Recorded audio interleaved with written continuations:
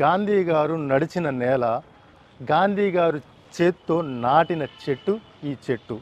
అయితే దరిదాపు 102 సంవత్సరాల చరిత్ర గల ఈ చెట్టు 100 సంవత్సరాల శత జయంత్యోత్సవాలు కూడా జరుపుకున్నారు. ఈ చెట్టుకి ఇలాగే ఈ స్కూల్కి చాలా అవినయభావంతో పాటు గాంధీ గారి స్మృతులు కూడా ఇక్కడ దాగి ఉన్నాయి. అసలు గాంధీ గారు ఇక్కడ ఎందుకు వచ్చారు, అలాగే ఈ చెట్టుని ఎందుకు నాటారు అన్నీ మనం తెలుసుకోవాలంటే కనుక కంపల్సరీగా ఈ స్టోరీ చూడాల్సిందే. జాతీయ పితామహుడు అనగానే ప్రతి ఒక్కరికి గుర్తుకు వచ్చేది మహాత్మా గాంధీ. స్వతంత్రం కోసం ఆయన పోరాటాలు నేటికీ అందరికీ గుర్తుంటాయి. భావితరాలకు గుర్తుండేలా గాంధీ పుస్తకాలు వేలల్లో ఉన్నాయి. మహాత్మా గాంధీ ఎన్నో ఆనవాళ్లు మనకి మ్యూజియంలో దర్శనమిస్తూ ఉంటాయి. అలాంటిది గోదావరి జిల్లాలో కూడా పితామహుడి ఆనవాళ్లు ఉన్నాయి. ఆయన చేత్తో నాటిన చెట్టు నేటికి 102 సంవత్సరాలు పూర్తి చేసుకుని భావితరాలకు ఆదర్శంగా నిలుస్తోంది. 1921వ సంవత్సరంలో గాంధీజీ నాటిన మొక్క ఇప్పటికీ సజీవంగా జాగ్రత్తగా కాపాడుకుంటోంది ఉమ్మడి పశ్చిమ గోదావరి జిల్లా ఏలూరులోని గాంధీ ఆంధ్ర జాతీయ మహావిద్యాలయం. శ్రీ గాంధీ ఆంధ్ర జాతీయ మహావిద్యాలయమునందు గాంధీ మహాత్ములు గారు 1921లో కాంగ్రెస్ మహాసభలకు వెళుతూ ఇక్కడ ఏలూరు ప్రాంతంలో ఆగటం జరిగినది. ఇప్పుడు మన స్కూల్లో ఉన్నటువంటి ఈ ప్రాంగణం అంతా కూడా జమీందారులు మోతే గంగరాజు గారని జమీందారులు ఈ స్కూల్ని గాంధీ గారు అడిగినప్పుడు ఇక్కడ స్కూలు నిర్మించాలి అని గాంధీ గారు అడిగినప్పుడు ఈ స్కూల్ని బహుకరించారు. అయితే ఈ స్కూలు ఇక్కడ స్థాపించిన తర్వాత గాంధీ మహాత్ములు గారు ఈ మేడి చెట్టుని ఇక్కడ 1921లో మేడి చెట్టు నాటడం జరిగింది. జరిగిన తర్వాత ఈ మేడి చెట్టు దగ్గర ఇక్కడే కూర్చుని గాంధీ గారు రాట్నం కూడా ఒడిగారు. అప్పుడు గాంధీ మహాత్ముల వారు ఈ స్కూల్ని స్థాపించి 1921లో ఈ స్కూల్ స్థాపించబడింది. మధ్యలో కొన్ని అవాంతర కారణాల వల్ల మధ్యలో ఆగినా మరలా తిరిగి దీన్ని పునర్నిర్మించడం జరిగింది. అయితే ఈ మేడి చెట్టు పోయిన సంవత్సరం శత జయంతోత్సవాలు కూడా జరుపుకోవడం జరిగింది.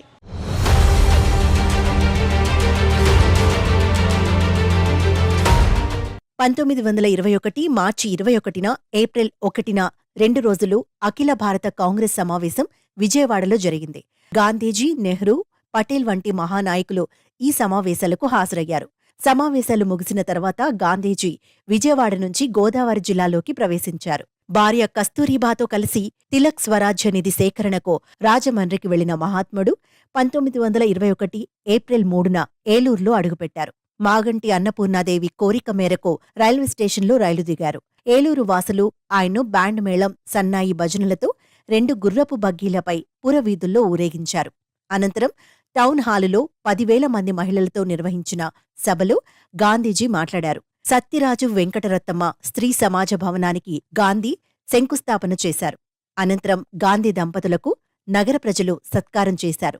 అదే రోజు గాంధీజీ 1921లో మేడి చెట్టు నాటి ఓ విద్యాలయాన్ని ప్రారంభించారు.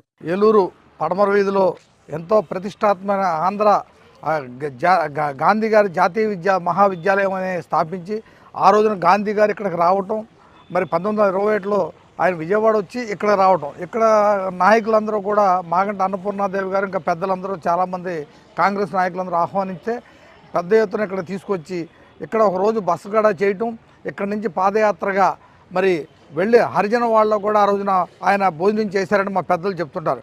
అంటే గాంధీ గారి దేశానికి చేసిన సేవలను కొనియాడుతూ ఈ దేశానికి ఎన్నో చేసే అలాంటి మహానుభావుడు ఈ ప్రదేశంలో వచ్చి కూర్చుని ఒకరోజు ఉండి ఇక్కడ అందరికీ మరి ఈ దేశ స్వాతంత్రం కోసం ఆ రోజున వివరించిన ఆ ప్రదేశంలో రావటమే ఒక అదృష్టంగా భావిస్తాం.